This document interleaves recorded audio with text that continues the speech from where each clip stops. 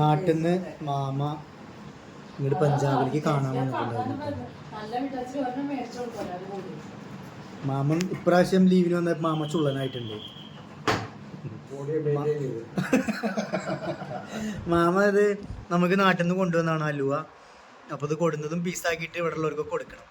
ഹിന്ദിക്കാർക്ക് കൊടുത്ത് നമ്മുടെ നാടിൻ്റെ അലുവയുടെ ടേസ്റ്റ് എന്താണെന്ന് കാണിക്കണം.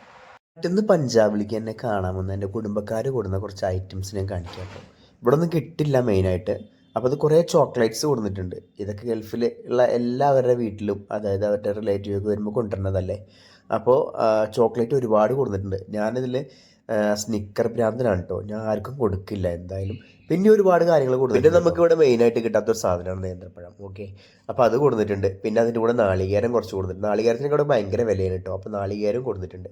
അപ്പോൾ എന്തായാലും നേന്ത്രപ്പഴം കഴിക്കുന്ന ആഗ്രഹം അവരോട് പറഞ്ഞവർ കൊടുത്തു. പിന്നെ ഉള്ളത് ഒരു പപ്പായാണ്. പിന്നെ ഗൾഫുകാർ മെയിനായിട്ട് കൊണ്ടുവരുന്ന ബദാമുണ്ട്, അണ്ടിപ്പരിപ്പുണ്ട്, അക്രൂട്ട് ഉണ്ട്.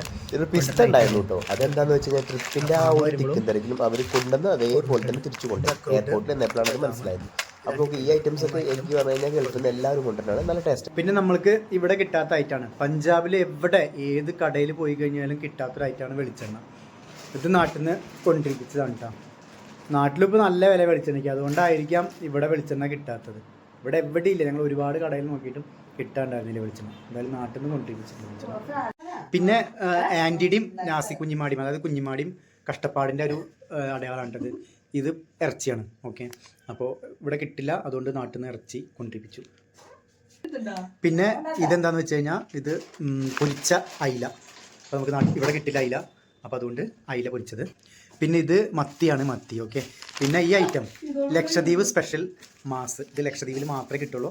അപ്പോൾ ലക്ഷദ്വീപ് സ്പെഷ്യൽ മാസും ഉണ്ട്. പിന്നെ ഇവിടെ മത്തിയുണ്ട്.